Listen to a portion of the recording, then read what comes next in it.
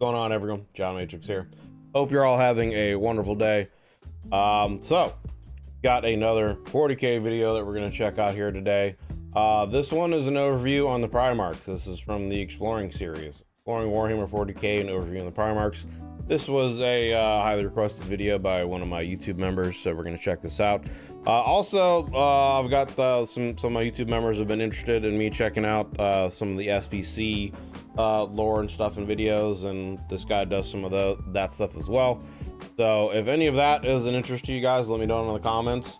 I do want to expand out from just 40k, and you know, there's other lore and universes, etc., that I have interest in and wanting to get into and do reactions to. But if that's something you'd be interested in, let me know down in the comments. But as always, there will be a link down in the description for this video and the Exploring series channel. So if you want to check that out and check out their content, feel free to do so. We are doing this reaction live here for my YouTube members, so if you wanted to come and join in the pre and post discussions that we do with some of these reactions, and just hang out and chill while I do some of these reactions and talk with everyone and have your own discussions, etc., feel free to click the join button down below and see if any of those membership tiers would have any interest to you. But for now, we are going to get into this video. So again, Exploring Warhammer 40k, an overview of the Primarchs by the Exploring series. So boop, volume is good now. Go. Review of the Primarchs. The Imperium of mankind is a faction containing quadrillions upon quadrillions of people, meaning that only an infinitesimally small percentage of them are going to stand out in the history books. Sometimes these standout figures are normal humans, such as Caiaphas Cain or Sly Marbo. Others are great Astartes, such as Logan Grimnar or Dante of the Blood Angels. Likely the most well-known individuals, however, outside of the Emperor of Mankind himself, are the Primarchs, the Emperor's sons created in his image. Since their creation, the Primarchs have been everything from humanity's greatest heroes to their greatest enemies, leading great wars both for and against the Imperium.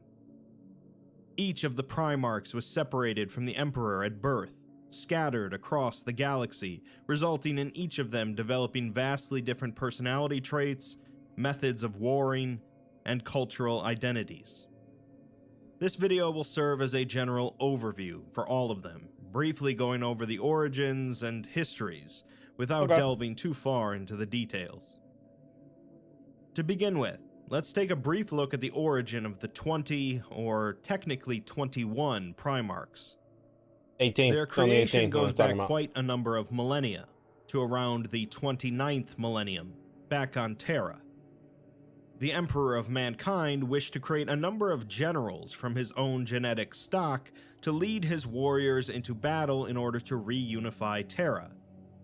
To recap, by the 29th millennium, humanity had already gone through a great age of technology, becoming... Just a quick little... I don't know why I've never thought of it before, but for those of you who are, you know, Dark Souls, Elden Ring fans, giving me Moonlight Greatsword vibes here. The Emperor's Sword. I don't know, just popped into my brain. Anyway, back to the video. The 29th millennium, humanity had already gone through a great age of technology, becoming quite advanced and spreading across the stars. This age came crashing down, however, due to a myriad of reasons, including the revolt of the Men of Iron, which were sentient machines, and the development of psychers, who grew to be largely unstable and dangerous. In the end, humanity was left fractured and scattered, with Terra surrounded by warp storms and left to starve. Almost all traces of civilization on Terra were lost, and instead various techno-barbarians battled one another over the scraps. This led the Emperor to create a race of genetically modified soldiers, the Thunder Warriors, in order to unify the planet and reclaim the rest of humanity in a great crusade. The Thunder Warriors, however, while powerful, were short-lived and unruly, so a replacement was needed to be created if the Emperor was to reconquer the galaxy. Thus began the Primarch Project and the creation of the Space Marine Legions. The exact specifics of how the Emperor created the Primarchs is shrouded in secrecy, as there were very few individuals involved in the process. The Primarchs were not clones of the Emperor, but rather were genetically modified creations using the gene stock of both the Emperor and another individual named Erda. The two of them were both perpetuals, a rather unique type of human that are effectively immortal, said by Erda to be the next step in human evolution.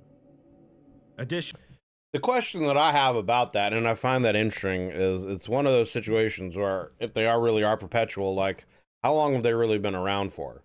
Because if it's a situation where, like, the Emperor, the stories go that he's been around since the earliest days of human civilization and has, you know, been a figure throughout history, like, you know, there's ideas where he was actually Alexander the Great and some various other characters that helped shape human history, you know, throughout the various, you know, times of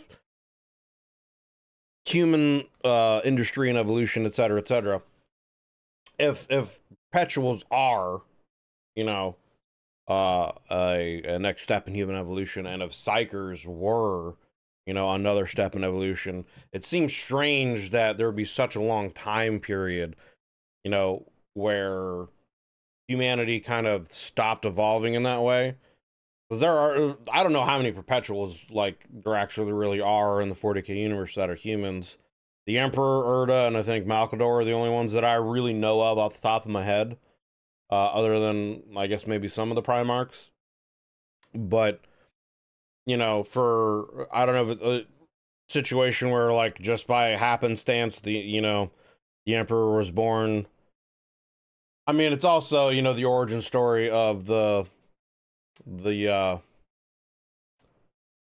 losing the word is escaping my brain at the moment. What is it? The origin story of the group of shamans. That's the word I was looking for. Shamans. The origin story of the group of shamans that, you know, did a ritual sacrifice to coalesce their souls to form the Emperor. You know, that's how he became made.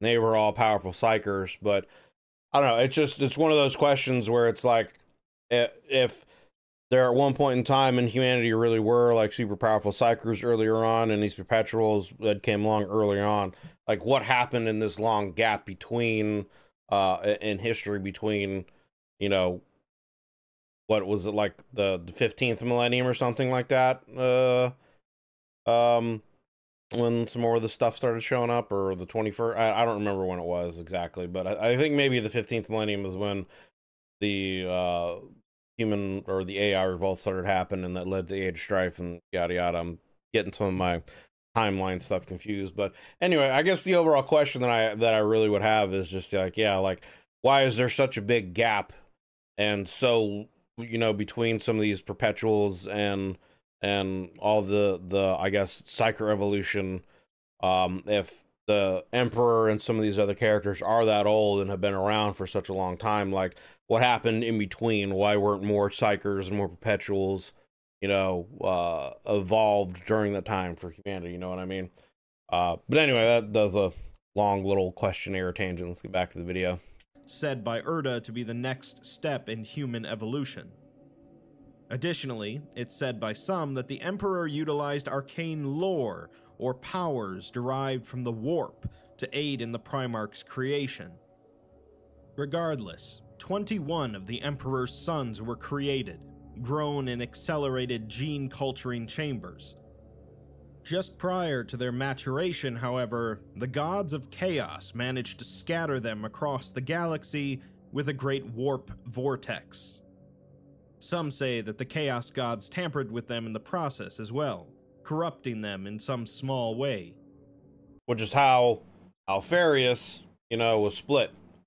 They had Alpharius and Omegon, because there's actually really only 20, but the 21st one was Omegon, who was split from Alpharius, and they had completely different lives. So it would make sense that they would have been, you know, tainted or corrupted or changed in some way by the Chaos Gods. And it would also make sense that why some of them might have had more of a drawing towards the darkness, corruption, whatever, you know, like was it Logar of the Word Bearers, why he had kind of such a need to believe in something, you know, a higher power, etc. That could have been a form of chaos corruption, etc., etc. With them in the process as well, corrupting them in some small way. Others say that the Emperor himself engineered the scattering for some purpose, while Erda claimed that she was responsible for it in order to save the children from their fates. I've heard that as well, that she was responsible for really doing that because she didn't want her children to be essentially like tools, you know, for the Emperor's use, which, you know, it's also one of the questions that I've always had too, is if the Emperor had been able to truly raise them from start to finish, how different would they be? And would the current Primarchs actually be like his, like the end to the experiment, I guess, their final form, whatever you want to call it? Because I feel like these would almost be like a prototype of Primarchs, and he would want to improve on them more, test them out, and perfect it a little bit more. But he never really got that chance because they got scattered. So that might be very well the case. That might be, if, you know, the whole Erda first scattering them as part of the lore, if that turns out to be true, then that could be why, you know, because she knew that they were just going to be tools and experiments, and he could potentially destroy them and start over, and, you know, she didn't want that for her children. Claimed that she was responsible for it in order to save the children from their fates.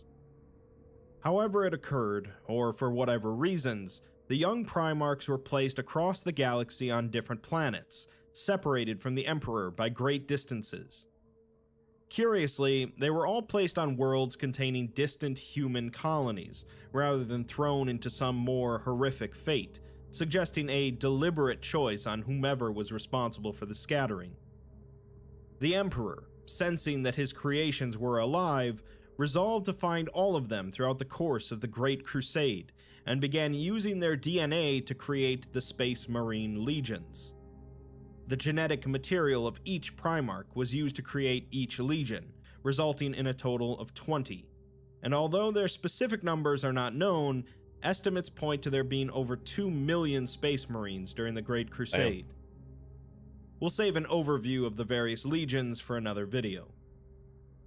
Throughout the 30th millennium, all of the lost Primarchs were rediscovered, starting with Horus Lupercal, and were given command of each of their respective legions, molding them in unique ways.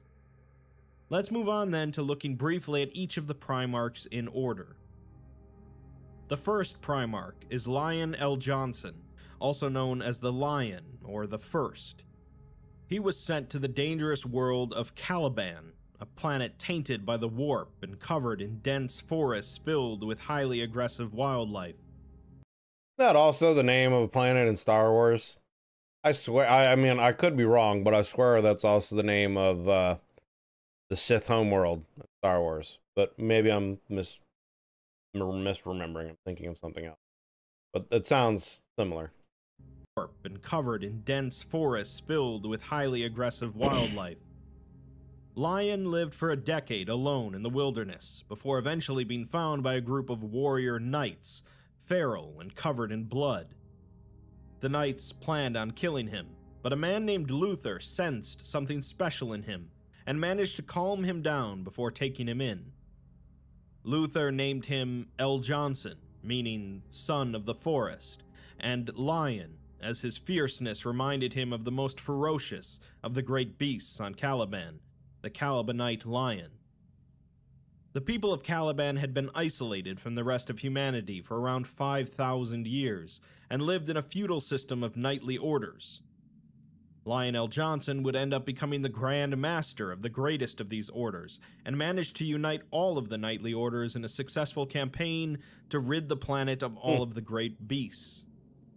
When the Emperor arrived, Lion was given command of his legion, which he named the Dark Angels, after an old Caliban myth. During the Great Crusade, Lion became known as a brilliant strategist and warrior, but was also distrusted by many of the other Primarchs due to his secretive and introverted nature. Interesting. He himself has had trouble trusting his brothers, which led to a number of strained relationships. During the Horus Heresy, Lion remained loyal to the Emperor, but was too late to make it to Terra to participate in the Great Battle. Racked with guilt, he and his legion of Space Marines returned to Caliban, where he was betrayed by his longtime companion, Luther. After doing battle with him, Lion secretly returned to the Rock, the Dark Angel's fortress monastery ship, where he has been sleeping and waiting for a time of great need. Interesting. Very recently, Lion has announced his return to aid the Imperium. For the second Primarch... Isn't that like the most recent thing that's happened? Like the most recent major thing that's happened in the present timeline was the return of Lionel Johnson. I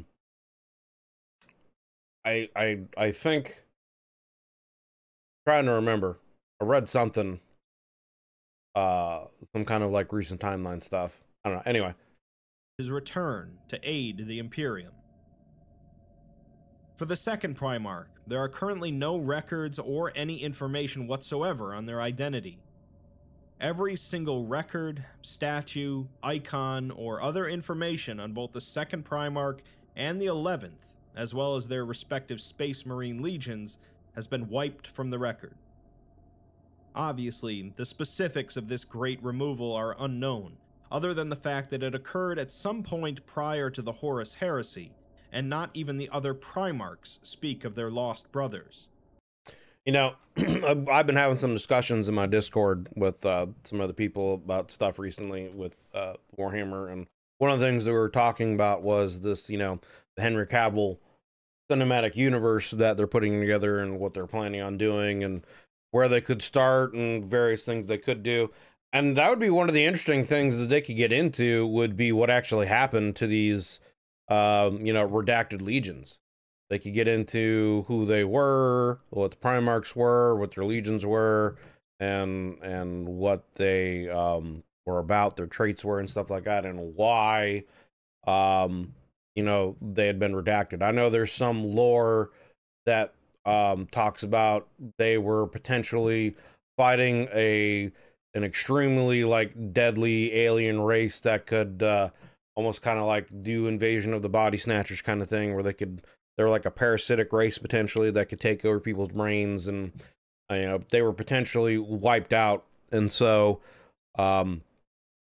that knowledge has been secret because the Emperor didn't want it to be so widespread that, you know, the Space Marines could actually, you know, lose and be defeated that way. And this was supposed to be earlier on, I think before even the Horus Heresy had started. This is supposed to be earlier on, you know, fairly close to the actual creation of the Space Marines. So that knowledge would obviously put doubt in the Emperor, and potentially could, you know, spark people to want to, you know, rise up against him while he's still trying to unite humanity in the early days as he's starting the Great Crusade. So, but it could be interesting, just to, like I said, to if in the cinematic universe they were to get into some of these other things, because obviously it's one of the big questions as to what actually really happened to these legions and who were they. I know there's also the theory that one of them is a Primarch that's imprisoned under the Great Palace, that's being guarded by the Custodes. You know, there's, I guess, supposedly a great prison underneath there, and I guess like he's named like Subject 11 or something like that, you know. So the theory is that it's one of the Primarchs that's been redacted, and he's some kind of insane, crazy super being or whatever that, you know, might have put himself in there as a self-imposed exile because he's, you know, so dangerous or whatever. Or anyway, could be interesting to see them get into more of that stuff. Horus Heresy, and not even the other Primarchs speak of their lost brothers. There are rumors that many of the Space Marines that were a part of those legions ended up joining the Ultramarines, the 13th Legion, although Sanguinius, the 9th Primarch, implied at one point that at least one of the legions was purged due to genetic impurity. All in all, it's a discussion for another time, as all that really matters here is that the two lost Primarchs have no real bearing on current events. The third Primarch is Fulgrim, also known as the Phoenician and the Illuminator. Fulgrim ended up on the bleak, poor world of Chemos, a planet whose population were forced to work constantly throughout their desolate lives in order to survive. Fulgrim quickly adapted to life here, and soon began modifying the technology that the people here used to mine, increasing their efficiency dramatically. By 15, he had become a leading executive, and under his leadership, teams of engineers traveled across the planet to reclaim and repair many of the lost mining outposts. Through his efforts, Chemos' economy began to rebound, and soon he was the sole leader of the United Planet. When the Emperor eventually arrived, Fulgrim surveyed him without a word, before kneeling and offering his sword. Afterwards, Fulgrim was taken to Terra to meet his legion of Space Marines, and learned that an accident had destroyed the majority of their gene seed, meaning that there were currently only 200 of them. Interesting.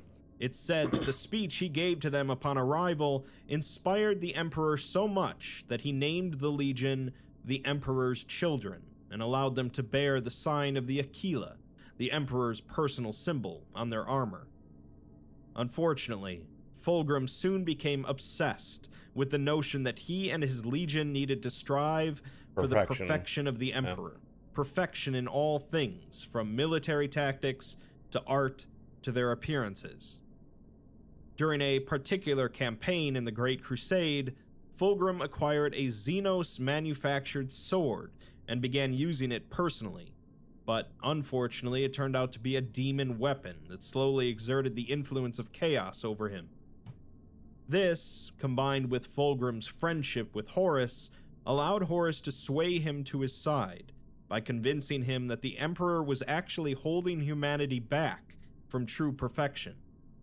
Fulgrim would go on to try and convince Ferrus Manus to come to Horus's side, but failing to do so, eventually strikes him down. Later, his brother Perturabo would destroy his mortal body, but Fulgrim was reborn as a demon prince of Slaanesh. After the heresy, Fulgrim would continue. Makes sense that someone obsessed with perfection would turn out to be a demon of Slaanesh, you know?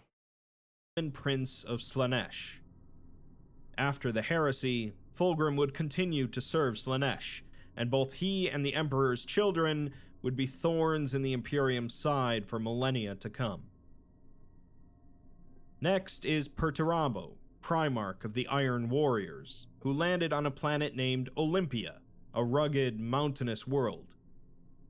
Perturabo was brought into the houses of one of the warlords of the planet, who raised him to be a brutal and merciless general, using his intellect and skill to wipe out rival warlords.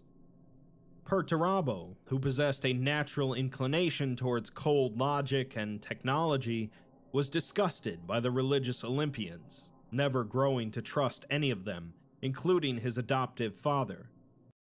Well, I would think he would hate to see what the Imperium's like nowadays if he was still around, right? Never growing to trust any of them, including his adoptive father.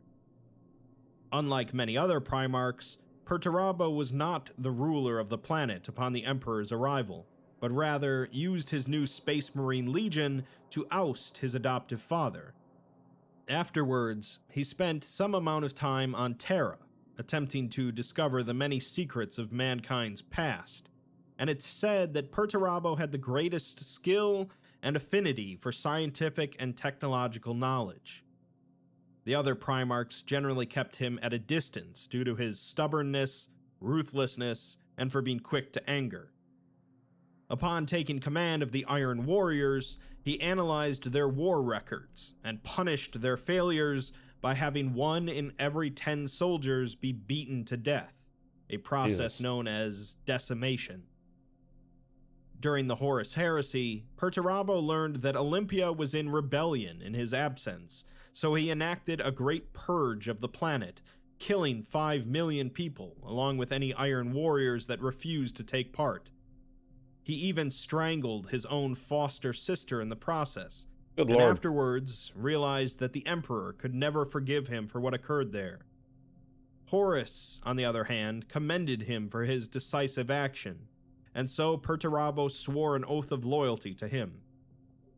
After the heresy, Perturabo would become a demon prince of Chaos Undivided, a faction of chaos worshippers that venerate all of the chaos gods equally. The fifth Primarch is Jagatai Khan, also known as the Great Khan or the Warhawk. I know a little bit about him. He's the leader of the White Scars, and they're kind of based off of Asian and Mongolian mythology and culture. So he'd be one I would like to learn more about for sure. Jagatai Khan, also known as the Great Khan or the Warhawk. Khan landed on a planet named Chogoris, a lush, fertile world with wide open plains and tall mountains. The dominant empire here at the time was a well-organized aristocracy, although Khan was instead found by a small tribe in a barren grassland of the planet. The leader of this tribe saw Khan as a gift from the gods, and so when his adoptive father was slain by a rival tribe, Khan led troops to avenge his death at a young age. The reprisal was brutal, but afterwards Khan swore to end the fighting and unite all of the tribes, becoming a great leader. Eventually, Khan went on to conquer the entire planet, but as he had no wish to rule such an empire, his people dispersed back into a tribal existence. Interesting. When the Emperor arrived, Khan pledged his service to him, and was given command of his Space Marine Legion, who became known as the White Scars. During the Great Crusade, Khan mostly kept to himself, aside from being friends with Horus and Magnus the Red, but when the heresy occurred, Khan stood on the sidelines while trying to figure out why so much bloodshed was occurring. Yeah, probably trying to figure out who he wanted to side with. You know, whose loyalties really, were and what was really going on. Because I believe that maybe I'm misremembering this, but I know that there were certain orders that were put out, by Horus, and it was before anyone necessarily really knew that he had started an uprising, and I believe that Khan was one of those guys that was kind of caught in the middle and didn't really know, didn't really know what to do. So yeah, he was kind of sitting back and watching and waiting and seeing trying to find out what was actually really happening. Because I believe, if I remember correctly, Alfarius had intervened in certain things and interrupted some messages and changed some things or whatever that were supposed to be with him. I could be misremembering this though. But anyway, let's continue. Horus and Magnus the Red. But when the heresy occurred, Khan stood on the sidelines while trying to figure out why so much bloodshed was occurring. When speaking with Mortarion, he said that while it was true that the Emperor had become a tyrant, it was also true that Horus had become a slave to chaos. Khan and the White Scars spent the next 4 years battling the traitors, and during the Siege of Terra, fought against Mortarion once again. In the end, he managed to decapitate Mortarion, but was grievously wounded in the process. His body was healed thanks to the Emperor, and eventually he awoke and continued to serve in the Imperium, although during a battle against the Eldar, he became lost within the Webway, their labyrinthine dimension, and hasn't been seen since. The sixth Primarch is Leman Russ, the Great Wolf, and leader of the Space Wolves. Russ ended up on a remote ice planet named Fenris, where he was adopted by a wolf pack. At one point, during a particularly harsh winter, the pack attacked a village to get at their food supplies. The villagers fought off the wolves, but thanks to Russ, all of them managed to survive and escape. The king of the people then sent raiding parties to remove the wolf menace, causing the deaths of a number of Russ's pack and the capture of Russ himself. Russ was then taken in by the king, learning to live among humans and speak, quickly becoming a master warrior, and realizing that he was more human than wolf, but superior to both. Here, he was given the name Leman of the Russ people, and was named king after the previous one died. When the emperor arrived, he came cloaked in runes of disguise and confusion, and Russ refused to acknowledge him as master of mankind, instead challenging him to a series of tests. The first test was of eating, which the emperor failed. The second was of drinking, which the emperor also failed. The third, however, was a duel, and after hours of brawling, the emperor finally defeated Russ, and he swore fealty. He was given command of a legion, the Space Wolves, and gained a reputation during the Great Crusade as a cunning, fierce, and slightly unstable warrior. Due to his capabilities and loyalty, Russ became the Emperor's unofficial executioner, and was sent after Magnus the Red, whom the Emperor believed to be a true heretic. And I know that's one of the things that Horus changed around. The Emperor had sent orders for him to capture him, but then Horus had changed the order for him to kill him. And then that drove Magnus essentially to seek help from one of the Chaos Gods, Tzeentch, and then his army fell to corruption because of that. Leman Russ and the Space Wolves, as far as like the tabletop goes, it would be between these guys and the Grey Knights for like what tabletop faction I would want to start to play with.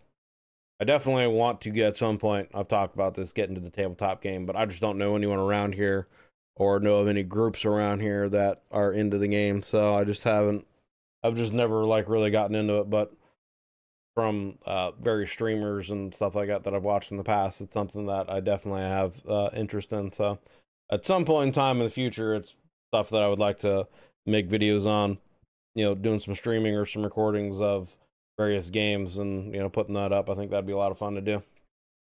Red, whom the Emperor believed to be a true heretic. Rather than bringing Magnus back to Terra, Russ was manipulated by Horus into assaulting his homeworld, devastating it in the process. Later, Russ sought revenge on Horus personally, and during their duel, he managed to grievously injure Horus, although he fell into a comatose state afterwards, being notably absent from the siege of Terra. Afterwards, he announced that he will return in the end for the final battle, before embarking into the Eye of Terror.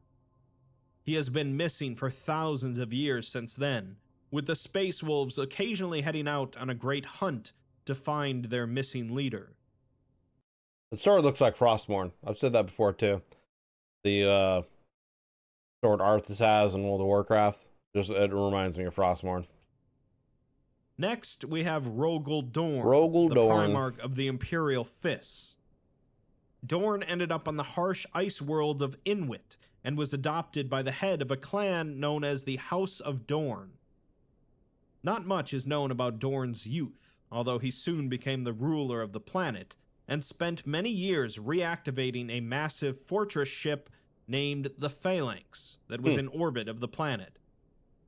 When the Emperor arrived, Dorn gifted the Phalanx to him, although the Emperor refused, so instead it became the fortress monastery of Dorn's Legion. During the Great Crusade, Dorn developed a reputation of military genius, and it was said that he possessed perhaps the finest military mind of the Primarchs.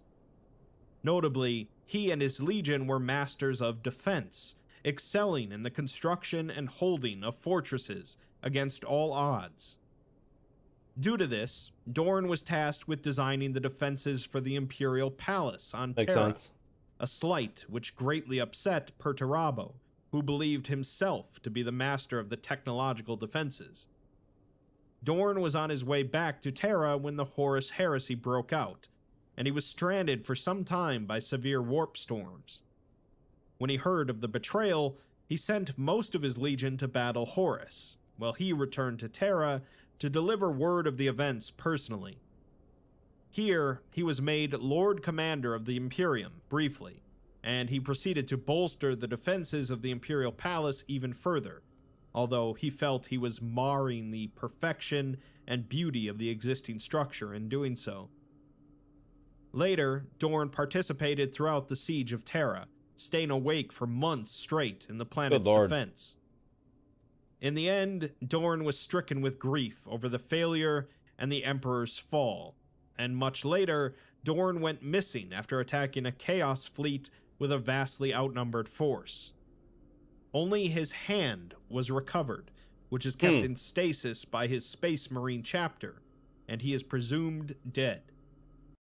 You know, I know technology bad kind of thing, but you would think that some of the, like, really, I mean, I don't know. I guess it all depends on, you know, how the higher-ups view things and what they could consider threats to their authority and power. But what I was going to say was, you would think that a lot of higher-ups in the Imperium, if they had his hand, his DNA, they would want to, like, clone him, you know? Because obviously he would be a great boon to the Imperium. If they think he's dead and he's disappeared and he's been gone for forever, you know, and they've got his DNA in stasis, wouldn't they want to, like, clone him and bring him back? You know, I know that that could be considered heresy because, you know, it's not from the Emperor and yada yada. But yeah, I don't know. I wouldn't necessarily think, though, that that would be, like, technology, but they might also not necessarily have the knowledge and means to do that, because a lot of that information was kept secret by the Emperor, and maybe only a handful of people know that. But again, if there are a handful of people that know that, they would be in positions of power, I would think, and they would want to do that. But anyway, this circular, you know, logic and reasoning in my brain, but let's continue. Stasis by his Space Marine chapter, and he is presumed dead. The 8th Primarch is Conrad Batman, Kurz, also known as the Night Haunter, the leader of the Night Lords. Kurz landed on the nightmarish planet of Nostromo, a world of perpetual darkness, covered in clouds of pollution. Murder, extortion, and theft were rampant, while the elite oppressed the vast underclass of foundry workers. And even has, like, battering kind of, you know, daggers here. Looking at it again reminds me of, like, batarangs, but anyway. Were rampant, while the elite oppressed the vast underclass of foundry workers with hired thugs. Unlike most other Primarchs, Kurz was not taken in by a family, instead raising himself and surviving off of his wits and determination, feeding himself by hunting feral animals. In time, Kurz became a legendary vigilante known as the Night Haunter, gruesomely dispatching criminals across the vast city of Nostromo Quintus. Within a year, the crime rate in the city fell to near zero, causing massive changes to the society. Afterwards, Kurz appeared before the nobles that had survived this purge, and he became the first monarch of the city, although he still continued to personally hunt down any criminals that appeared in his city, and he was plagued by visions of his darkest possible future. When the Emperor arrived, the citizens of the city who had adapted to the near-constant darkness couldn't bear to look upon his radiance. As the Emperor and several other Primarchs approached Kurz's palace, Kurz was hit with a vision so potent and horrifying that he tried to claw his own eyes out, stopped only by the Emperor. During the Crusade, Kurz quickly adapted to the ways of the Imperium, although he continued to be plagued with visions of the Horus Heresy. He was placed in command of a Space Marine Legion, the Night Lords, who became an efficient, humorless force who inspired fear in their enemies. His brutal tactics caused controversy among other Primarchs, and he soon became susceptible to the forces of chaos. Before long, he was no longer crusading for the Emperor and the Imperium, but rather just for the sake of death and fear.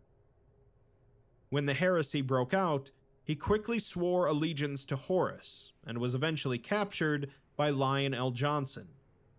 He was kept a prisoner for some time before Sanguinius decided to jettison him into space, frozen in a stasis coffin. Alien style. He was eventually found, and was later killed by an Imperial assassin, a fate that he foresaw for many years. Interesting.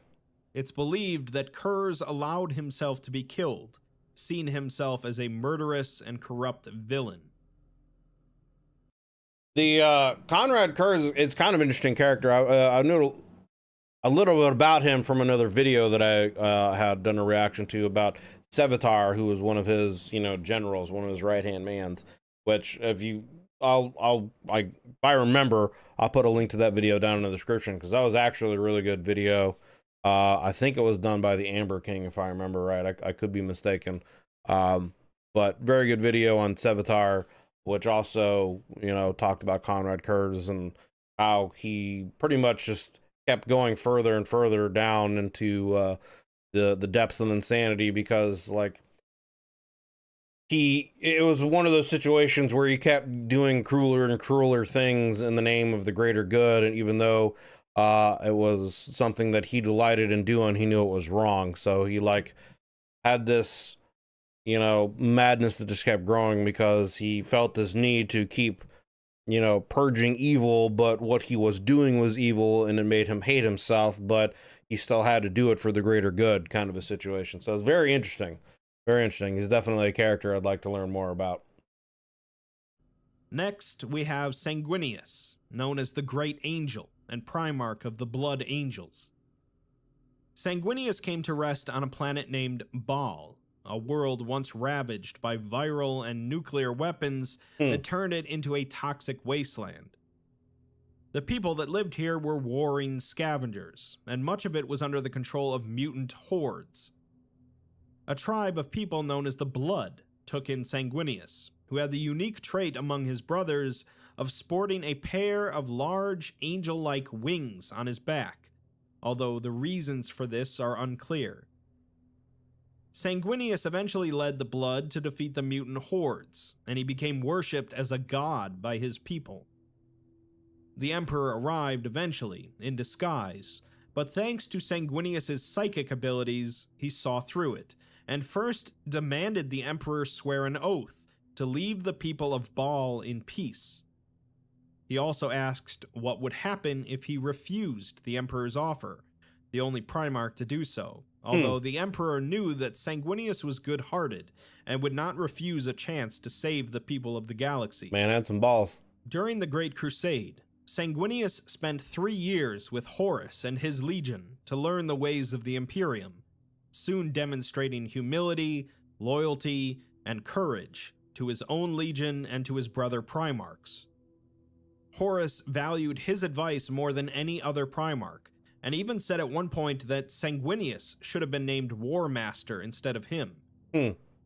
Despite this, Sanguinius remained loyal to the Emperor during the heresy, and was a key symbol of morale during the events, particularly during the Siege of Terra. He heroically led the defense of the Eternity Gate, and managed to defeat his brother Angron in a climactic duel, although he was heavily wounded in the process. He then joined in the assault on Horus's ship, being the first to find Horus. He attempted to sway his brother back to the side of the Emperor, but Horus refused and struck him down. It's said that during the duel, Sanguinius only managed to create a small dent in Horus's armor, but this dent allowed the Emperor to deliver the fatal blow later. Thus, Sanguinius is often regarded as the greatest of the Primarchs by the people of the Imperium, with many temples in his honor. One of the other videos that I'd done a reaction on was a video on Saint Celestine. And in that video, I had proposed the question of, is Saint Celestine some kind of reincarnation of Sanguinius? Because she's the only other being that I know of the Imperium that has the kind of angelic wings that Sanguinius did. So I didn't know if it was a situation where, yeah, he had been somehow reincarnated into this other being, Celestine, or if she was a daughter of his or something. I guess in some of the comments, people don't think that's the case. So it's an interesting, I don't know if anyone else has thought about that, but it's an interesting theory that I thought of. And I would like to learn some more information about that. Celestine's another character that I want to dive deeper into. Yeah, I don't know. It's an interesting I don't know if it's necessarily coincidence. I don't know if that's the right word, but those are the only two beings that I know of that have those kind of angel wings. So if anyone out there has any more information on that, or if there is any kind of connection, let me know.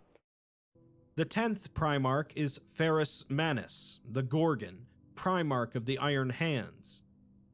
Manus arrived on the planet Medusa, another harsh world with constant earthquakes and volcanic eruptions. I get it. The people here live in nomadic tribes that constantly move to safer ground, and Manus did not choose to join any of these tribes at an early age. Instead, he continued to seek out physical challenges across the world in order to make himself stronger and more resilient, eventually killing a great silver worm by drowning it in magma. The melted flesh of the worm fused to his hands, giving him the iron hands that his legion would take their name from. After this, Manus went to the tribes, but rather than taking a leadership role and uniting them, he instead just lectured them on technology, allowing for their rapid advancement. When the Emperor arrived, Manus challenged him to a great duel, and after finding someone Manus considered an equal challenge, he accepted the Emperor as his leader. During the Great Crusade, Manus became friends with Fulgrim, despite their differences in aesthetics and interests. Manus and the Iron Hands were efficient and remorseless, but they believed in the Emperor's mission, and when Fulgrim came to Manus to try to sway him to Horus's side, Manus was so outraged that he attacked his brother.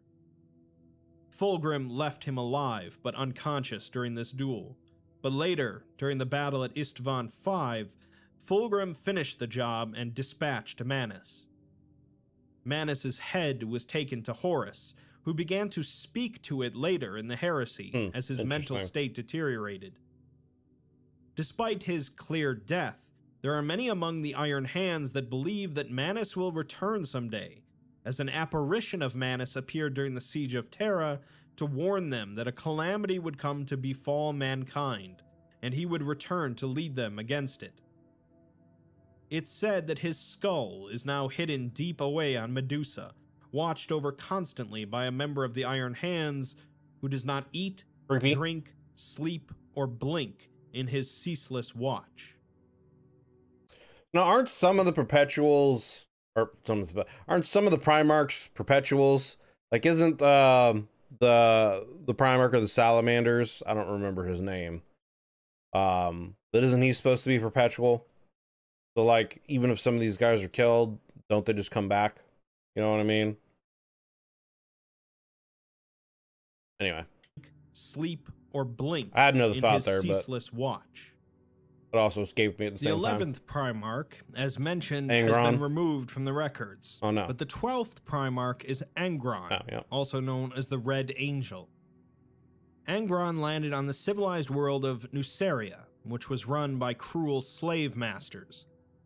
Angron was found by one such slaver in the icy mountains, but curiously he was surrounded by the corpses of numerous Xenos. It's theorized that the Xenos were Eldar who had foreseen the bloodshed that Angron would cause in the future and tried to stop him as an infant. Angron was quickly enslaved, nursed back to health, and then dumped into an arena with hundreds of other slaves. Acid then filled the arena, and Angron was forced to kill the other slaves in order to stand upon the top of a ziggurat in the arena to avoid the acid. He was proclaimed a promising newcomer, and was here given the name Angron, meaning Child of the Mountain. He of course became a famed gladiator, but after refusing to kill the only friend he had in the arena, he was forced to undergo a surgery as punishment. The surgery involved the implanting of a large amount of nail-like implements into the subject's brain, known as butcher's nails, with long cables running out like dreadlocks. This process made the subject far more aggressive and fierce, and afterwards, Angron killed his friend in a blind frenzy. Realizing what had happened, he then led a slave revolt, marching the slaves out of the city into the wilderness. They lived there for a few years, but it became so desperate at one point that Angron fed them his own blood to keep them alive. Good lord. Finally, the Emperor arrived, offering Angron a legion of space marines, limitless power, and lifetimes spent perfecting the art of conquest. Now, wouldn't the Emperor be able to remove those then? You know, if that happened before the Emperor found them, wouldn't the Emperor be like, hey, yo, dog, does that shit hurt? You want to get rid of this, you know, stuff that's driving nails in your brain, that's only going to make you angrier and angrier? I mean, unless he's like the Hulk, I guess, and just enjoyed being angry because it made him more powerful. I don't know, but you would think the Emperor would be like, hey, man, let me help get those things out your brain. Limitless power and lifetimes spent perfecting the art of conquest. To his surprise, however, Angron refused, telling his father that he would rather die amongst his comrades while fighting their oppressors. The Emperor returned to his flagship, but just as Angron and his people were marching to battle the slave masters, he teleported Angron up to his ship as his people were slaughtered down below. Angron killed one of the Emperor's custodies in a rage before the Emperor stopped him with his psychic power. He told Angron that he has his eyes set on the entire galaxy, not just a single planet, and he hoped that Angron would eventually understand why he did this. Soon, Angron took control of his legion, naming them the World Eaters, although there were some bumps in the road. Angron made all members of his legion undergo the Butcher's Nails process, even though it took quite a while to perfect it so that it wouldn't kill them. Angron and the World Eaters became known for their bloodlust and barbarity, and soon the Emperor sent Leman Russ and the Space Wolves to deal with him. A brief battle ensued, in which Angron managed to best Russ in combat, but when the Emperor then sent Horus after him, Horus quickly convinced Angron to join his side in the heresy. Angron was easy to convince. I would bet. But rather than following Horus's orders to prepare for the push towards Terra, he instead mindlessly rampaged across the galaxy. By the time he eventually reached Terra, he was a blood-crazed slave to Khorne, who wished to take on the Emperor himself, although Horus instead psychically guided him to fight Sanguinius.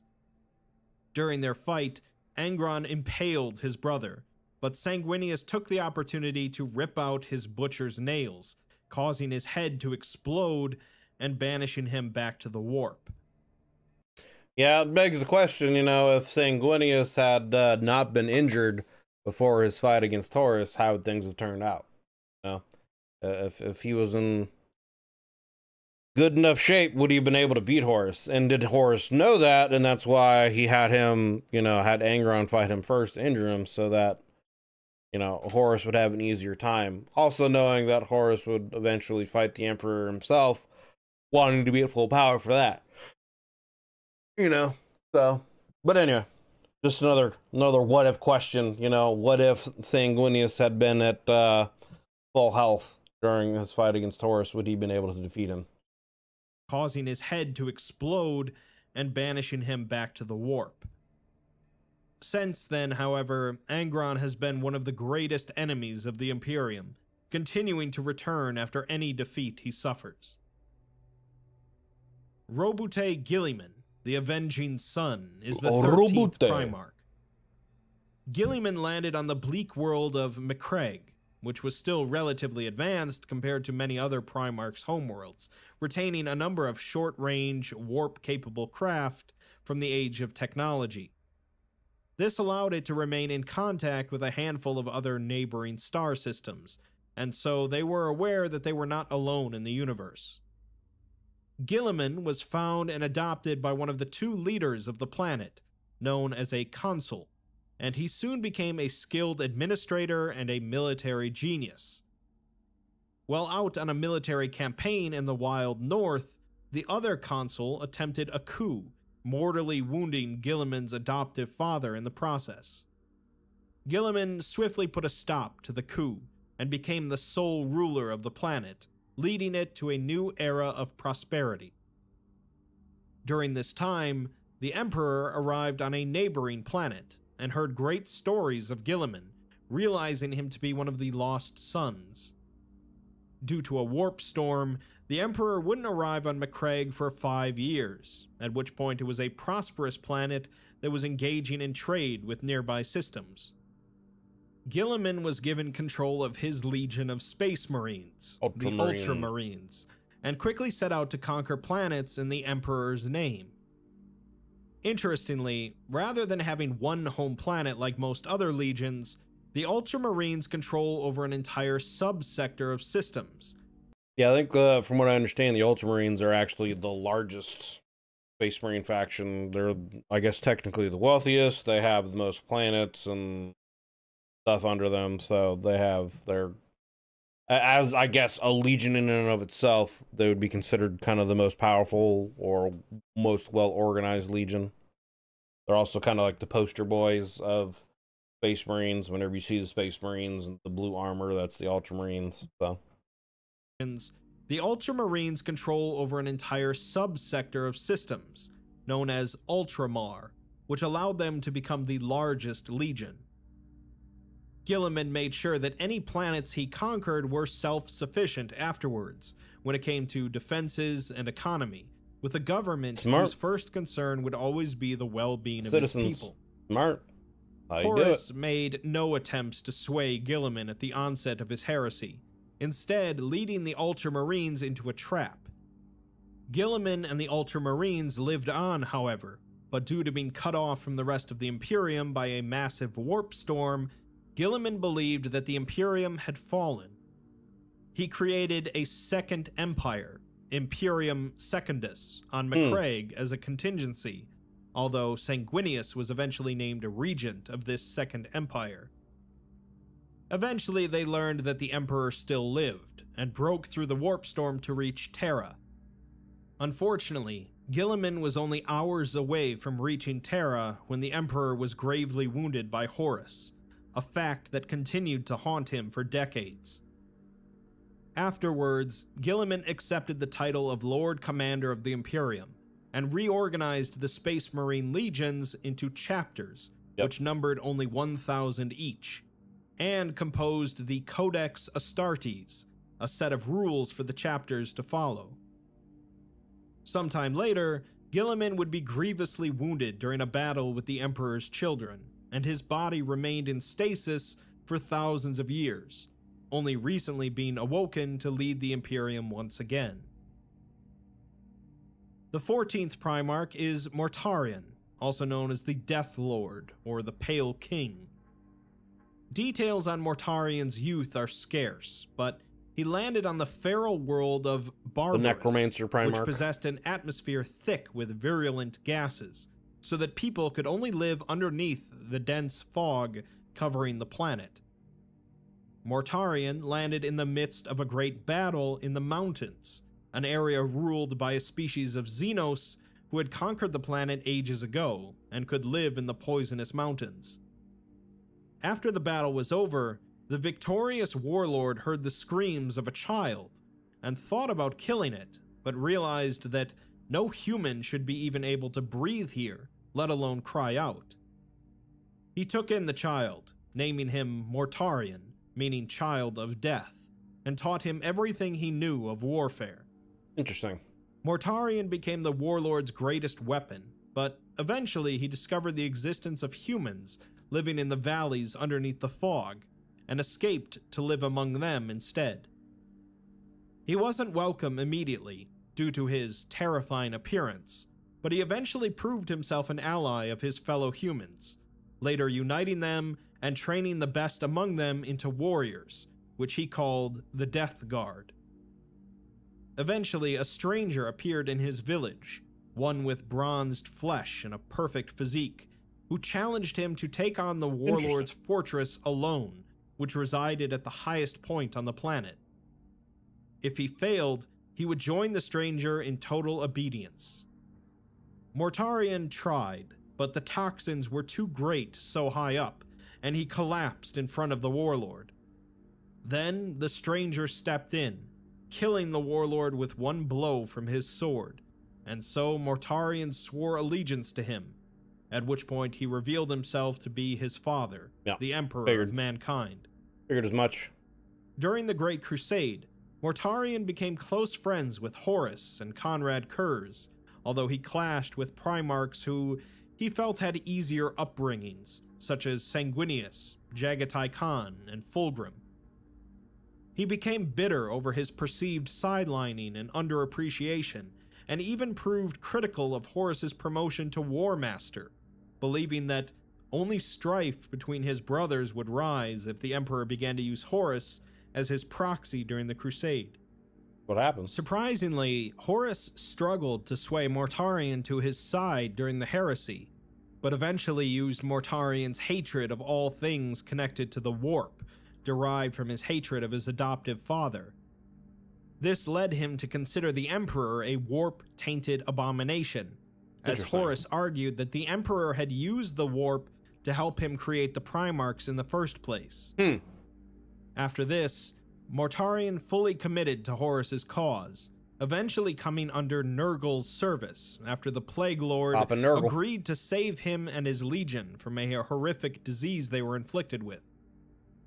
Mortarion's Death Guard were the first to land upon Terra during the siege, getting into a duel with Jagatai Khan that resulted in him being decapitated and sent back to the warp. After the heresy, he claimed a planet and turned it into a festering hive of disease and plagues, doing such a good job that Nurgle promoted him to Demon Prince. He has continued to be a deadly enemy to the Imperium ever since.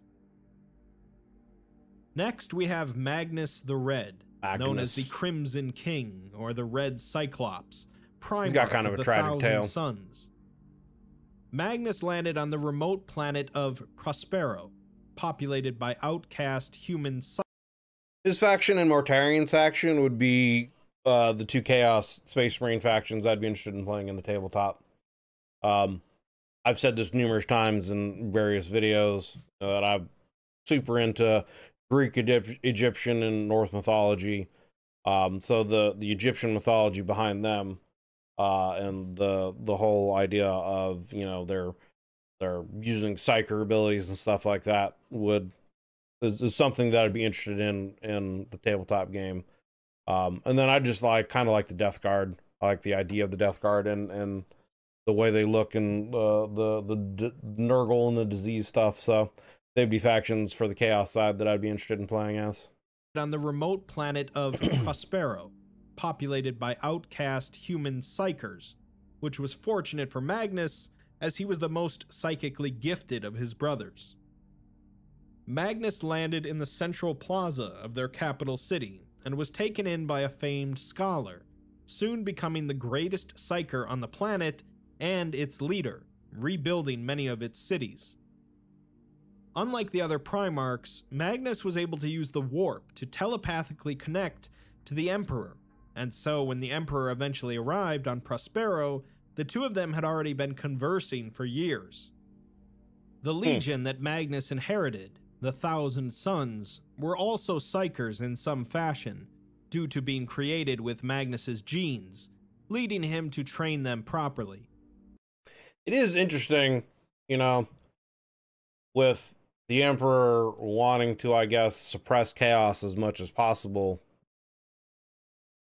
I wonder if, because like he said, his psychic connection would, you know, allow him and the Emperor to communicate long before they actually met in person. I wonder if that, you know, the Emperor used it as a way to train him or whatever to help him safeguard himself against chaos and chaos corruption. Because, you know, anyway, I could go on for a while here about, you know, the Emperor and him wanting to, you know, safeguard against chaos, but I don't want to get in too long of a tangent because it's already been quite a long video. But just the idea of, you know, the Emperor wanting to suppress chaos and chaos knowledge is interesting to me, that he would communicate so openly with you know, Magnus. I guess he is one of the Primarchs, one of his sons, but it's just interesting to me that he would be so open to communicating him, you know, psychically, when he's so against, you know, chaos stuff being created with Magnus's genes, leading him to train them properly. Unfortunately, their connection to the warp also caused them to be rife with mutations, and so he tried to bargain with an entity, later discovered to be Tzeentch, to save them from the mutations. The bargain failed, and Magnus lost his right eye, but the mutations did go into remission for some time. Magnus's affinity for the warp and cavalier attitude worried the Emperor, however, as well as his brothers, notably Leman Russ and Mortarion.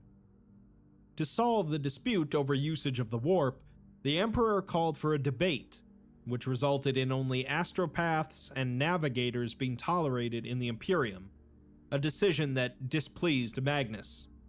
Okay, so it was after, you know, he had rediscovered Magnus that that kind of law was instated. Okay. To this end, he returned to Prospero to secretly continue his warp experiments, soon experiencing a vision of Horus's revolt, although he couldn't see his own role in this heresy. He attempted to telepathically sway Horus from this path, but failed. Right. Yeah, I remember hearing about that. Like, Horus had been injured and went into like a fever dream, and you know, he was stuck in the warp where Chaos Gods were showing him, you know, that the Emperor was going to lead humanity down a path where they would just deteriorate and eventually die off. And Magnus tried to stop that, but he saw Horus get corrupted, and I believe Magnus tried to warn the Emperor, but in doing so, he psychically shattered a lot of barriers that protected Terra, while the Emperor was trying to get the webway going, and that led to all kinds of problems, if I'm summarizing this correctly. Telepathically sway Horus from this path, but failed. So instead, he tried to warn the Emperor via an astral projection spell. While projecting, he came across a webway corridor that led to Terra, and decided to use it as a shortcut, not knowing that this corridor was built by the Emperor as part of a highly secretive project to unite the Imperium. Failing to breach the corridor, an anonymous voice from within the warp offered him the extra power he needed, and Magnus accepted without question, using it to tear a hole in the corridor and follow it to Terra. And that's why I said Magnus was kind of a tragic tale, because he had the best intentions and he wanted to serve and help the Emperor. But because of him doing that, the Emperor then sent, you know, the Space Wolves after him. Within Horus then changed the orders from capturing him and bringing him back alive to killing him. And so because, you know, the Space Wolves, you know, were chasing him down, he and his Legion were losing, he then, you know, beseeches Tzeentch to save them, and then he becomes corrupted and turns into, you know, Primarch demon. So that's why I say he's a tragic tale, because he's trying to do good, but all of his good intentions ended up leading him to become corrupted, unfortunately. Using it to tear a hole in the corridor and follow it to Terra. This breach allowed demons to invade the webway, irreparably ruining the Emperor's project. He was so enraged that he didn't even listen to Magnus's warning, banishing him from his presence and ordering Leman Russ to arrest Magnus and bring him to Terra in person. Horus convinced Russ to exterminate the 1,000 Suns in the process, and what followed became known as the Burning of Prospero, resulting in the death of Magnus's physical form and his disappearance into the warp. Magnus's consciousness was broken up into shards, which were eventually gathered to prevent his deterioration into nothingness. He soon joined Horus's side, taking part in the siege of Terra as vengeance against the Emperor for betraying him. During the siege, Magnus became a demon prince of Tzeentch, and did battle with his brother Vulcan inside of the webway, while also trying to psychically weaken the Emperor. Magnus managed to disintegrate Vulcan at the genetic level as Vulcan smashed his head in, banishing him back to the warp. Magnus would go on to become a great enemy to the Imperium, currently trying to elevate humanity to a truly psychic race from his stronghold on Prospero. The most infamous of the Primarchs, the 16th, is Horus Lupercal, Primarch of the Luna Wolves. Horus landed on the world of Chthoniya, close to the Sol system, thus being the first Primarch found during the Crusade. Chthoniya had been colonized, tunneled, and mined out for thousands of years, now being largely abandoned, riddled with catacombs and crumbling ruins. Filled with vicious gangs and struggling people, Horus was discovered by a gang overlord, and soon became caught up in the gang warfare that encapsulated life there, being named Nergui, meaning no name. This changed when he discovered the pod he had arrived in the process of being excavated by the Adeptus Mechanicus, killing one of them and escaping with its weapon. Soon after, the Mechanicum launched an attack on the gang's hold. He looks like I don't remember, Leto? I think his name is Leto.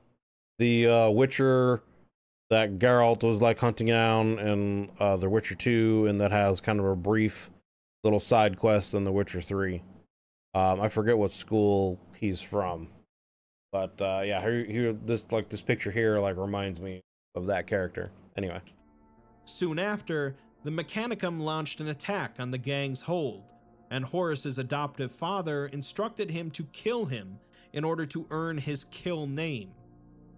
Upon doing so, Horus suddenly gained buried memories of the galaxy, technology, and himself, and his body began to swell into that of a Primarch, proclaiming himself to now be Horus. After this, he was brought to Terra to kneel before the Emperor, where he swore fealty. Since he was the only Primarch to be raised in part by the Emperor, he became the most powerful among them, and so he was chosen to be the War Master of the Emperor's Great Crusade, granted command over all Imperial forces. This decision strained his relationship with several other Primarchs, and in time strained his relationship with his father, as he felt that the Emperor was abandoning them for reasons he wouldn't say. During the Crusade, on the world of Davin, Horus would be wounded by a blade of Nurgle, and during the healing process, which was overseen by a member of the Word Bearers, Erebus, Horus was corrupted by chaos. Horus was shown visions of the future, in which the Emperor ruled as a god, and the Primarchs were all discarded, outliving their usefulness to him. He was also told that the Emperor had used the powers of the warp to create the Primarchs, which led to them being scattered across the galaxy. Since the Emperor had banned any research into the warp, Horus saw this as pure hypocrisy, and so the heresy began. The Horus heresy, of course, deserves its own series of videos, so I won't go over everything Horus did here, but it ended with Horus doing battle with the Emperor in one-on-one combat. The Emperor held back his full power during the fight, not wishing to believe that his favored son could have fallen so far, until a single individual, sometimes said to be a custodian, other times said to be a simple imperial guard named Olanius Pius, entered the room. Horus flayed the man alive with a look, and realizing that Horus couldn't be saved, the Emperor struck him down, obliterating his soul in the process, although he had suffered grievous wounds in the duel. Afterwards, Horus became nothing more than a bitter memory for the Imperium. See, that whole story to me right there tells me that the Emperor had more feelings for the Primarchs than just like a cold-hearted person who is using it as like an experiment, you know what I mean? Because I've said this before in a couple of my other videos. If I'm the Emperor and I believe I'm leading humanity to this great future, if I die then, you know, humanity is going to be lost to the chaos, according to what, you know, he would understand. So him not going all out and killing Horus straight off the bat, you know, shows that he obviously had some kind of love and feelings for them. So, yeah, I don't know. It's just, that also just brings up again more questions of, you know, if Erda really did scatter them, why did she do that? Because, and I mean, over time, as he got to know the Primarchs, you know, he could have, you know, created more emotional bonds to them, whereas earlier on, you know, they were just an experiment, but later when he got to know them, he could have, you know, created more emotional bonds with them, etc., etc. But it just, it starts to bring up again more questions of what really happened. Why did they get scattered? If Erda really did, you know, scatter them, why did she do it? You know, did he really just see them as tools or something greater? Did he really want to create, you know, sons, etc.? Or is this all part of a greater plan that the Emperor has, knowing all this would happen? You know what I mean? So, anyway. Afterwards, Horus became nothing more than a bitter memory for the Imperium, likely the most hated individual to ever live, and a constant reminder of what can happen if they don't remain vigilant in their faith. In a similar fashion, the 17th Primarch is Lorgar Aurelian, the Primarch of the Word Bearers. Lorgar landed on the planet of Colchis, a massive desert planet with a 170-hour day-night cycle. Good lord. A nomadic tribe took in Lorgar, a name meaning rain caller, and he was soon discovered by an exiled priest that immediately sensed the greatness within him. He took Lorgar in as his disciple, frequently abusing him in the process, and Lorgar developed a strong connection to the major church on the planet, the Covenant. The Covenant was a polytheistic faith, but Lorgar came to believe that there must be a single deity above them all, a notion that led his mentor to abuse him further to dissuade him from believing it. Okay. See, I didn't know about that, but that also goes into more of, you know, him needing to have a belief in something greater. Why, after the Emperor punished him for his being too slow to convert worlds, and I guess taking the Emperor's word too far and forming into more of a religion than a law kind of a situation, the Emperor then going overboard and, you know, punishing him too harshly makes sense as to why that's why he would fall to the Chaos Gods, because he would see them as something greater and wanting to believe something greater, yada yada. Okay, I didn't know that about Lorgar's background. And that led his mentor to abuse him further to dissuade him from believing it. Despite the abuse, Lorgar quickly surpassed his master as a charismatic preacher, winning many followers and becoming an archpriest. After saving his mentor's life, the priest named him the new Bearer of the Word, and his fame quickly spread. Lorgar soon began to have visions of a mighty warrior in gleaming bronze armor coming to Colchis, and so he began to preach that the prophesied return of Colchis's god was soon to occur, causing Lorgar's enemies in the Covenant to brand him a heretic. Thus began a holy war of immense proportions across the planet that lasted for several years, which Lorgar ultimately won, after which the Emperor and Magnus the Red arrived on Colchis. Lorgar immediately recognized both of them from his visions, swearing fealty to the Emperor and reorganizing the belief structure of the Covenant to be focused on the Emperor as their savior. The Emperor didn't approve of all of this, as he was trying to spread the imperial truth, which was an ideology defined by reason and secular progress, discarding older traditions of religion and superstition. This was made even worse during the Great Crusade, as Lorgar and his legion, the Word Bearers, spread the word of the divinity of the Emperor, and Lorgar himself penned a tome titled the Lectitio Divinitatis, detailing the Emperor as a deity that needed to be worshipped. Yeah. This book would later become instrumental in the founding of the imperial cult. The Emperor personally reprimanded Lorgar, forcing him and his entire legion to kneel before him, and ordered the Ultramarines to destroy his project on the planet Monarchia in order to demonstrate that worship of the Emperor was not to be tolerated. Ultimately, the Emperor accomplished little in stopping his worship, and instead this humiliation and reproach served only to turn Lorgar to chaos.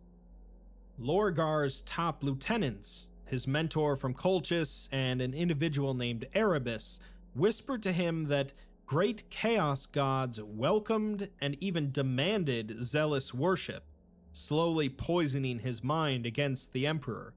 And that's really how the heresy started, was, you know, him falling to chaos and one of his guys doing that healing process with Horus, letting the chaos corrupt him, and yada yada.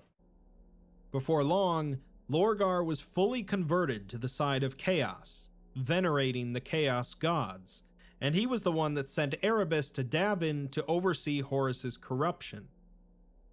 The ensuing war is named after Horus, but it's hard to say how much of it would have occurred without Lorgar's full involvement. Lorgar would go on to be a major player in the heresy, eventually beginning to believe that Horus was too weak to lead the fight against the Emperor, and became committed to killing Horus and taking his place. I didn't know that. This coup, of course, failed, and instead Horus beat him mercilessly before banishing him from his sight. After the heresy, Lorgar became a demon prince, and proceeded to isolate himself for thousands of years in meditation. Recently, however, it's rumored that Lorgar has finally returned to lead the word-bearers against the Imperium once more. Vulcan is the 18th Primarch, leader of the Salamander's Legion.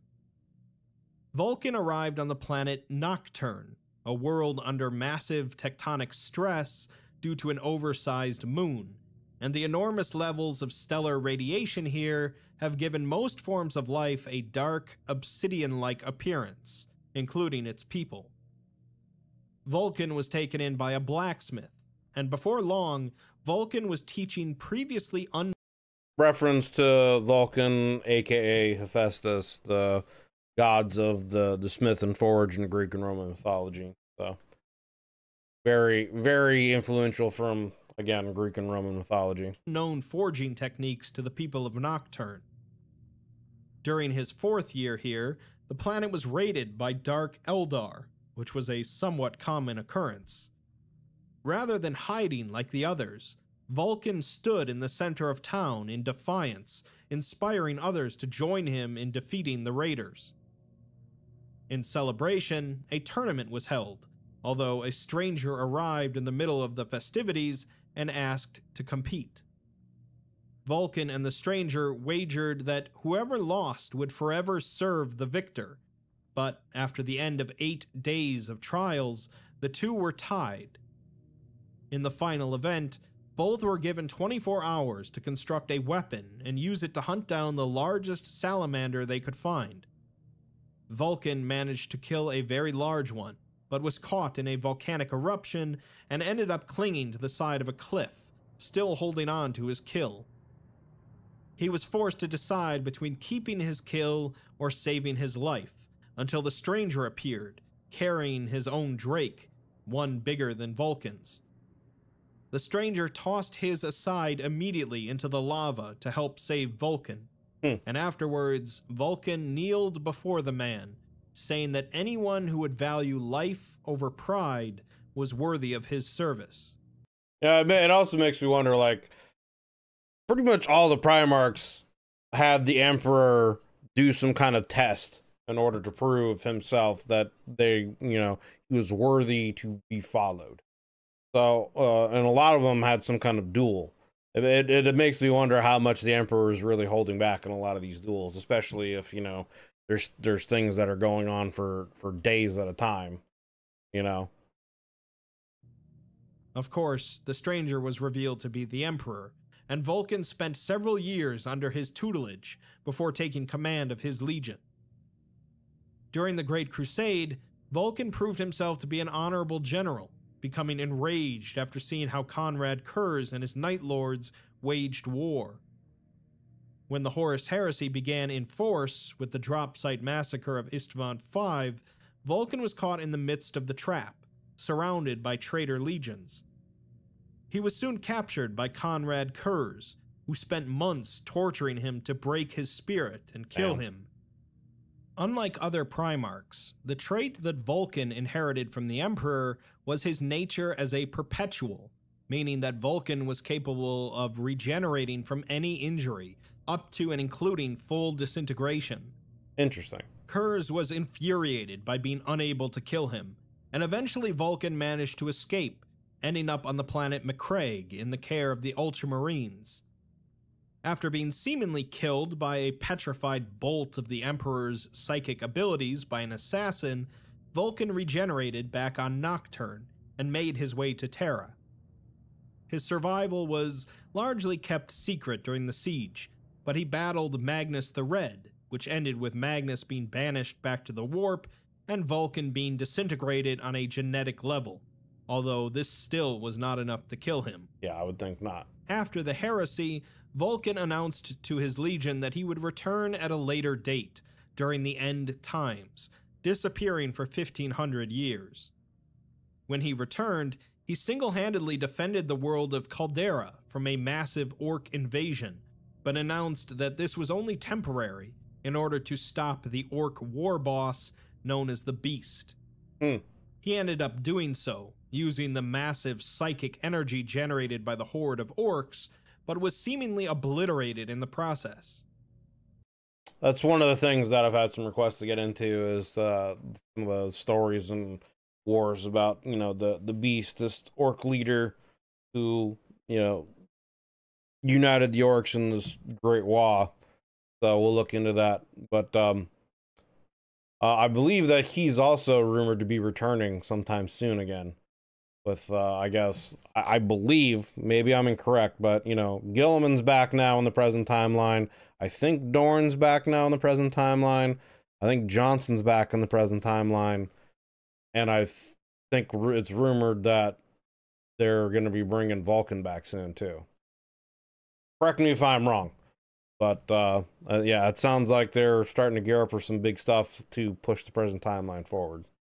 For now, he's presumed dead, although the Salamanders still search for him, believing that Vulcan will return after they find all 9 of the artifacts that he forged. The 19th Primarch is Corvus Corax, head of the Raven Guard Legion. Corax ended up on the moon called Lycaeus, which... The Raven of the Raven Guard Ravens. orbited the planet Kievar. Kievar was a technologically advanced forge world that greatly benefited from the legions of slaves that mined the moon for minerals. Corax was discovered by a slave girl named Nasturi, and the slaves here kept the Primarch a secret, giving him his name, which means the Deliverer. The slaves quickly came to believe that Corax was the savior they had waited for, and before long he began leading them in a rebellion against their masters. It was soon evident that Corax excelled in guerrilla tactics, outmaneuvering and ambushing the greater forces from Kievar, crushing their supply lines, and causing the planet to collapse into civil war. These guys would be another faction on the tabletop that I'd be interested in playing as, the Raven Guard. With the slaves freed and the planet revolutionized, the inhabitants of Lycaeus renamed it to Deliverance, and it's said that the Emperor arrived on Deliverance that day. Soon after, Corax was given command of the Raven Guard, and the Adeptus Mechanicus stepped in to rebuild and run the planet Kievar. During the Great Crusade, Corax continued to demonstrate his affinity for covert ops and hit-and-run tactics, winning many battles along the way. Unfortunately, he never saw eye to eye with Horus, and he also began to display great mistrust towards any warriors in his legion who were born on Terra rather than Deliverance, due to the way they waged war. Corax instead sought to transform his legion into a force for liberation of the oppressed, and despite Corax being often compared to Conrad Kurz, Corax retained a degree of humanity. During the drop site massacre at the start of the heresy, he and the Raven Guard were hit hard by the ambush, and the Legion was left in a lowly state. Thanks to the Emperor's guidance, however, Corax was led to a complex containing the common genome that all Primarchs shared, allowing him to create new Space Marines. Unfortunately, members of the Alpha Legion managed to corrupt this genome, resulting in the creation of hundreds of tainted Astartes with severe mutations. Corax and the Raven Guard had little impact on the remainder of the heresy, not participating in the Siege of Terra, and afterwards he proceeded to kill off the remainder of his legion who were tainted. Racked with guilt over what he had done, he locked himself in his fortress for a year, begging for the Emperor's mercy. After emerging, he proceeded into the Eye of Terror on an endless hunt for the traitor Primarchs, seeking revenge for the drop site massacre. This is the last that anyone in the Imperium has seen of Corax, but the Raven Guard has continued on, still continuing in their Primarch specialization of guerrilla warfare. It'll be interesting to see if they ever bring him back, what will have happened to him, because, like, I don't know how long it's been. I believe thousands of years, right? Since she's been in the Eye of Terra, supposedly, you know, hunting down the other Primarchs. But if he ever returns, you know, and he's not corrupted, like, what is he going to be? You know what I mean? Like, how powerful is he going to be at that point? After living in the warp for so long and being able to not fall to corruption at that point, like, that would be insane. That would be insane. So it would be interesting to see what they do with him as a character in the future, whether or not he's going to have fallen to the Chaos Corruption and become another, you know, Demon Prince or, you know, greater Demon Primarch, or if he's gonna have been able to stave off that corruption, and what kind of powers and or, you know, fighting abilities may have, you know, he've developed or created over time, just living in the warp and hunting down demons, etc. Still continuing in their Primarch specialization of guerrilla warfare. Finally, we have perhaps the most curious of the Primarchs, Alfarius Omegon, also known as the last Primarch. Alfarius is unique for two reasons, one being the great degree of secrecy revolving around every aspect of their existence, as well as their legion, the Alpha Legion. Second is that Alfarius Omegon is actually two Primarchs, twins, known as Alfarius and Omegon. It's unknown even to them on whether this was a deliberate decision on the Emperor's part, or if they were somehow split into two by the warp during the scattering, although they are often described as one soul in two bodies. Due to the great degree of secrecy surrounding these two, there are actually quite a number of different accounts of their origins.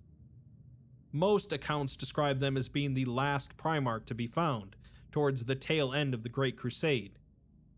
One account states that Alfarius was the leader of a confederation of systems, who incidentally ambushed Horus and his Luna Wolves, leading to Horus discovering him as the last of his lost brothers.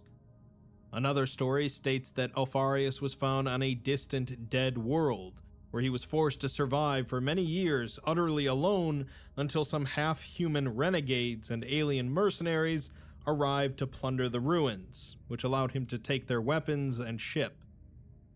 Other accounts state that he landed on a thriving tech world known as Bar Savor, where nightmarish Xenos worm creatures descended to feed.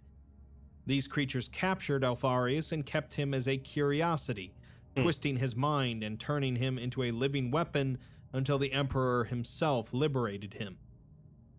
All of these accounts mention only Alfarius, as it was a little-known secret that Omegon even existed. The two often swapped places, with Alfarius being the public face of the Primarch, although the two are not entirely alike in personality, and they don't always see eye to eye. Regardless, Alfarius was given control of the Alpha Legion of Space Marines, who became experts in infiltration, covert operations, and manipulation. When the heresy broke out, Alfarius sided with Horus, although the reasons for this aren't entirely clear. It's said that around 2 years before the start of the heresy, Alfarius was contacted by members of a Xenos organization called the Cabal, who gave him visions of the impending civil war within the Imperium. It's believed that the Cabal convinced Alfarius that the only way to permanently defeat Chaos was to ensure that Horus was victorious during the war, and that Alfarius only joined Horus because he wanted to ultimately defeat the Chaos Gods. Yeah, I did, Alfarius is the only Primarch so far that I've kind of done a bit more of a look into, and the video that I watched was another one by the Amber King, which is a really great video. There's another one I'll link down in the description if you guys want to check it out. But he's a very interesting character in the way that the Amber King portrayed him. But yeah, he had visions that the only way for humanity to actually survive would be to have Horus defeat the Emperor, and eventually Horus would be able to break free from the chaos corruption, and racked with guilt and regret, he would then lead a great crusade to destroy the chaos, and would eventually be successful and would, you know, take humanity further. And if the Emperor had lived, then the humanity would fall into darkness and eventually decay down into nothing and become corrupted by chaos. And then so you had Alfarius and Omegon one sided with Horus, and the other brother stayed loyal to the Emperor, and you know, they were kind of working against each other in secret. It's a very interesting video. So like I said, I'll link that down in the description if you guys want to check that out as well. Alfarius only joined Horus because he wanted to ultimately defeat the Chaos Gods. Whatever the case, Alfarius and the Alpha Legion played a key role in the Drop Site Massacre, as well as infiltrating the Raven Guard in order to corrupt the Primarch genome and prevent Corax from rebuilding his legion. At the Battle of Pluto, Alfarius battled Rogel Dorn, and despite being the quicker of the two and wounding Dorn many times, Dorn ultimately outmaneuvered his brother and slew him. After the heresy, Omegon took Alfarius' place, continuing to battle the Imperium, including winning a notable victory over the Ultramarines. Over the years, the great amount of secrecy related to Alfarius Omegon has led to quite a bit of confusion over which of the two died at Dorn's hand, if any. And so far, a dozen champions have been slain that bore the name of Alfarius.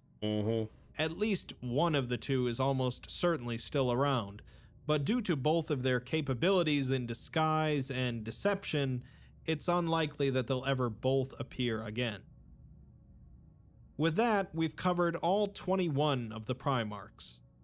Between them, 9 of them remained loyal to the Imperium, 10 turned traitor, and 2 are completely unknown.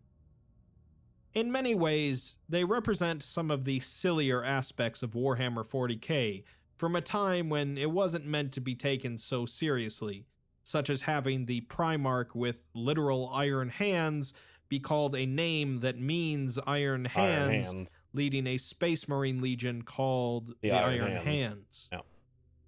Most of the history surrounding the Primarchs dates back quite a ways, as only a handful of them are still relevant to the Imperium in the present day, but more and more of them are showing up again as times become more desperate.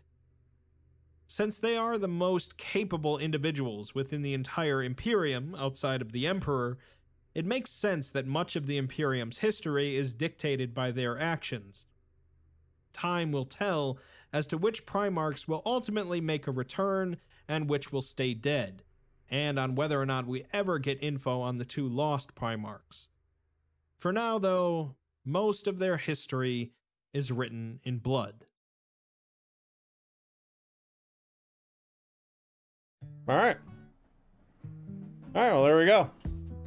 Great video going over kind of the basics of each Primarch. Definitely learned some stuff about some of the Primarchs that I didn't know. That was the Exploring series. Like always, there will be a link down below in the description to the Exploring series channel and to this original video here without my commentary. This is already a pretty long one, so I don't want to, you know, extend this out any further, but there's a lot of info to go over and summarize, but you know, I plan on using this video as kind of like a jump start to do a little bit more deeper dives into the Primarchs and their stories and their origins, etc., etc. So look forward to getting into some more of those in the future. And like I said, I've already done a couple of videos that kind of go into some of them a little bit. One of them was more focused on Sevatar, who was like a general to Conrad Kurz. And then I actually did one on Alfarius itself. Both of those videos were done by the Amber King. Great videos. So I'll go ahead and link those down in the descriptions if you guys want to check those out. But as always, I greatly appreciate you guys hanging out and watching this video with me. I hope you enjoyed it. If you did, consider leaving a like and a sub, as it helps me and it helps the channel grow.